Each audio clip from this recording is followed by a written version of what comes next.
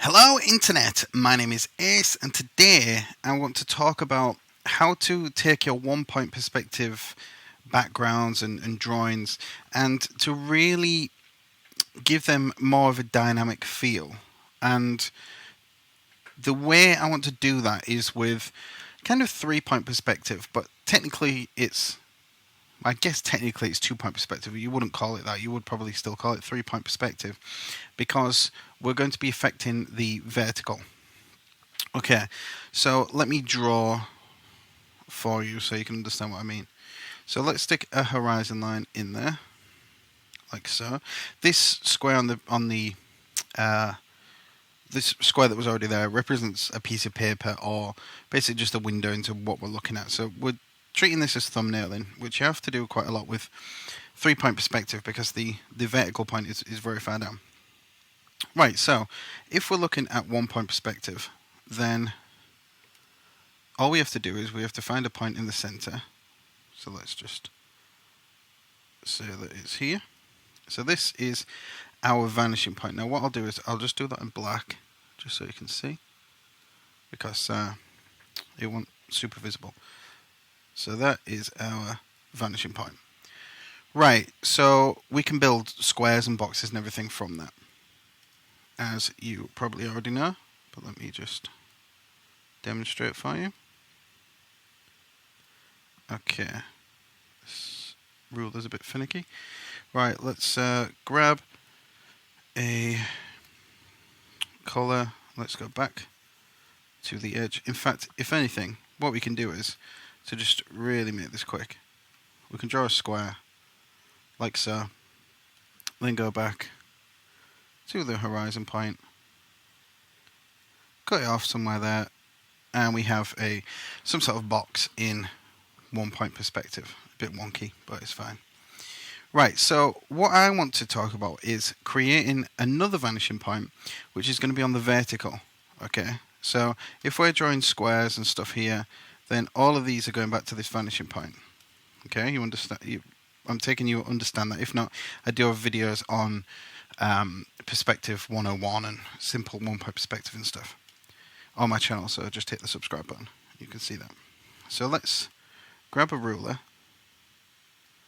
and let's just draw a vertical point down from this vanishing point. So it has to go through the vanishing point, or else it's going to look really weird. Then let me grab a black so we can signify the vanishing point. So the reason why I did this on this paper was because you're going to have the vanishing point very far down. If your vanishing point was like here, you're going to have really wonky kind of squares that are just not going to look very good at all. So say if we had like a square here, that's what we'd want it to look like, just in 1 point. But if we was going down to this point here, it's going to look something like that. So it's a little too extreme. I kind of still like it. It's still very dynamic, but it's going to be a very specific case when you'd ever actually need to do that. So we'll get rid of that, and we're going to go from this point down here. Right, so all that 3 point is that the vertical lines all converge, and they're going to be converging here. So, sorry, right here is another vanishing point.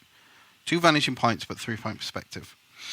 Right, so let's just draw a simple box first. So let me grab my ruler, and in fact, let me zoom out a little bit. Place that on there like so, and then just draw a box like this. So our lines are all vertical lines are all going down here. The horizontals though, they're still going to be perfectly horizontal. So let's draw that in like that.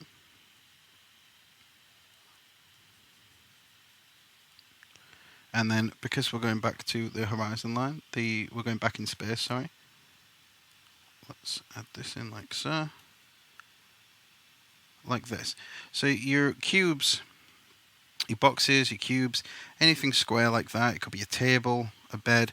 They're all going to have this dynamic view to them because they're all,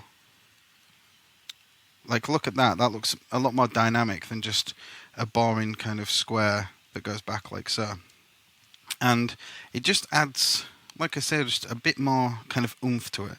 So what I'll do is, let me grab another layer and let's pretend we had to work on, what should we have to work on? Let's say we had to work on let's say like a news desk. Okay, so like we was doing a scene for some animation or something like that, and they wanted like a news desk doing. So what we could do is add in the width. In fact, I'll do this on a new layer. So I'll be able to hide that one underneath.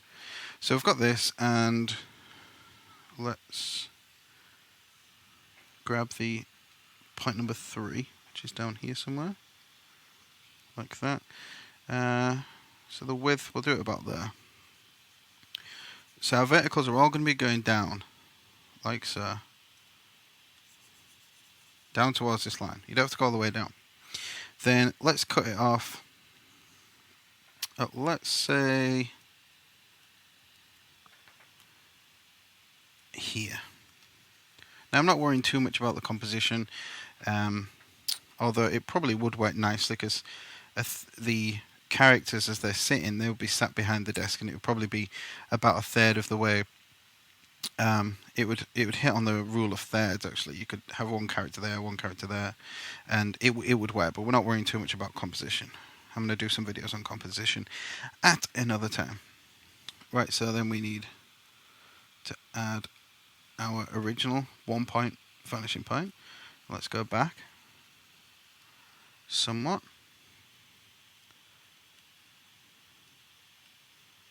Then we have the same there. In fact, let me hide that layer there because it was just getting a little bit confusing.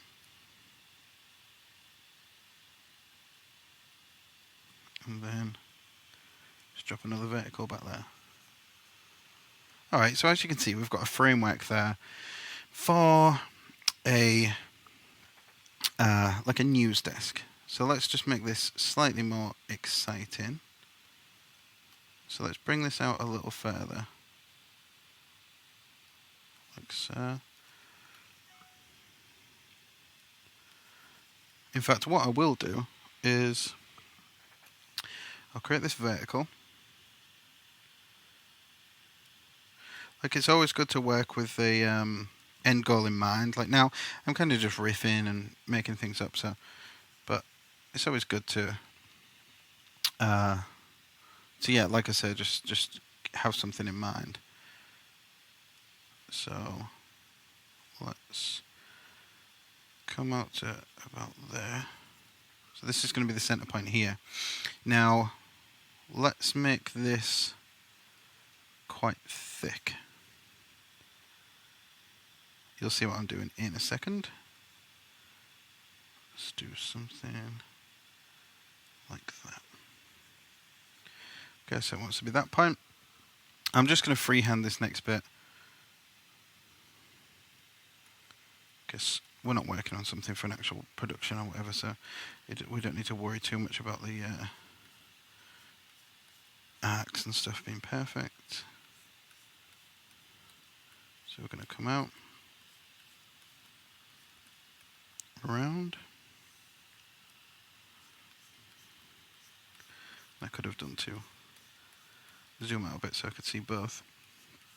Just make sure I was getting somewhat similar angle. In fact, that's what I'll do now. Well, that kind of works. Okay, so we've got this little section that's sticking out. Now, we can cut in around here to give it some thickness. In fact, that's what I'll do now. So let me just rotate like this. So we're going to add in just a bit of thickness. And like I say, this bit, I could measure it and make it a lot neater and stuff like that, but it's just so you can kind of see the concept rather than anything else. So now we have this section of the table that comes out further than the end. So what we can do is just to clean it up a little bit and get rid of this. I mean, when I would be sketching normally, I wouldn't get rid of this stuff because I know what I'm thinking, if you get what I mean. But you obviously don't. Well, you have no way of knowing what I'm thinking. So let's add a little bit of a leg that comes out here. Okay, so you can just see how adding this third point is just adding like a real nice dynamic touch to things. It works really well for backgrounds. And let's make that about that wide. I'm just eyeballing a lot of this stuff. So just how wide was that about? Something like that. That'll do for now. Then let's grab this. So as you can tell, we're just adding a bit of thickness to this front, like so. Now this would actually come to this point up here. So what I will do instead is we'll just go back in space a little bit instead of forward. So I want really thinking about the construction of the table.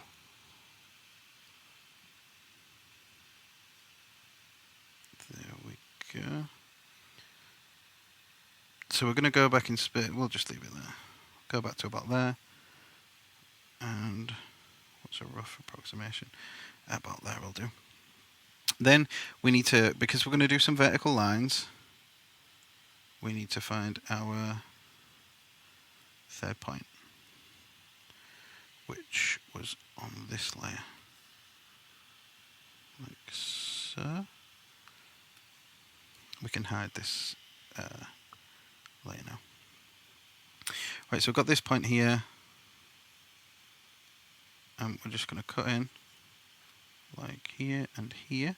Now you wouldn't see the top part of this because it's connected under this little arcing thing that we had out.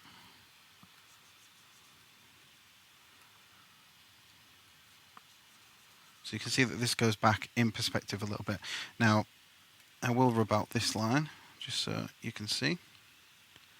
But now we have some kind of news desk or something along those lines that would just have a little bit more interest than it would if we was just working in 1 point perspective.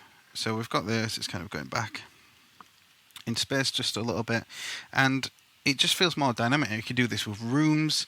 If you're doing it with rooms and there's a lot of things in there, I would recommend maybe having the third vanishing point even further down. But as I said earlier, we could have the kind of like a character here, like so, and you've got like a news desk. You could go ahead and start adding on like a cup of coffee and things like that. And you just need to think about building things up, and just really just thinking about dynamic things. So traditionally things will be just done in 1 point if they're 1 point, but kind of spin that on its head a little bit, create something in 3 point or 1 point with that third point. So this is just something to think about. If anyone does anything like this, then please let me know. Add me on Facebook or something, facebook.com/aceconnell, and upload your work to there. Let me see what you've been creating. And as always, tickle my down belows, click the like button down there. Hit the subscribe button. I will put a link in the description to my perspective tutorials playlist, and like I say, subscribe, and all the new videos that are going to come out about perspective, cartoon construction, portraiture, caricature, everything like that I've got planned for the future, will you'll get to be able to see that. So yeah, so take care, have an awesome time, and I will see you next time. Goodbye.